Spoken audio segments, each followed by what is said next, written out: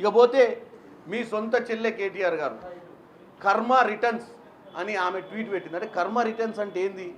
మనం గతంలో చేసినటువంటి తప్పులు మనల్ని వెంటాడతాయని, మనం గతంలో చేసినటువంటి ఫిరాయింపులు కానీ, మనం గతంలో చేసినటువంటి అధికార దుర్వినియోగం కానీ, మన గతంలో ఇచ్చినటువంటి వాగ్దానాలు, దళితులను ఏ విధంగా కించపరిచే విధంగా మీరు రాజకీయం చేసిర్రు అనేది మొత్తం రాష్ట్రం చూసిరు.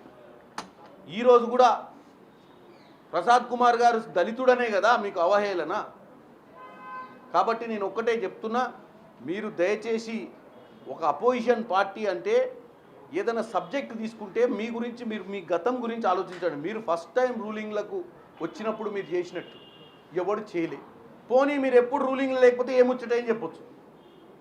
మీరు ఇప్పటి మటుకు ప్రజలు మిమ్మల్ని రూలింగ్లో కూసబెట్టకపోతే, అధికారంలో కూసబెట్టకపోతే మీరు ఎన్ని ముచ్చట్లు చెప్పినా ప్రజలు వింటారు. ఎందుకంటే మీరు అధికారంలోకి వస్తే ఏం చేస్తారో తెలుస్తుంది కాబట్టి, తెలియదు కాబట్టి. మీరు అధికారంలో ఉండి ఏం చేసిరో తెలిసినాక కూడా గదే పిట్ట కథలు రోజు చెప్పుకుంటూ తిరిగితే మిమ్మల్ని చూసి గురిగుంజ కూడా సిగ్గుపడుతుంది. ఎందుకంటే మనదేందో తెలియకుండా మీరు చేస్తున్నటువంటి వ్యవహారాన్ని చూస్తే గురిగింజ కూడా సిగ్గుపడే విధంగా ఉంది కేటీఆర్.